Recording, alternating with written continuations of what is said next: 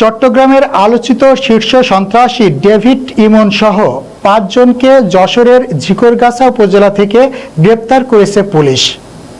বুধবার অভিযান চালিয়ে তাদের গ্রেপ্তার করা হয়। গণমাধ্যমে বিষয়টি নিশ্চিত করেছেন চট্টগ্রাম জেলা police super Masud Alam. David Emon দীর্ঘদিন ধরে চট্টগ্রামে চাঁদাবাজি, অবৈধ অস্ত্রের ব্যবহার এবং বিভিন্ন সন্ত্রাসী কর্মকাণ্ডের অভিযোগে আইন শৃঙ্খলা বাহিনীর নজরদারিতে ছিলেন।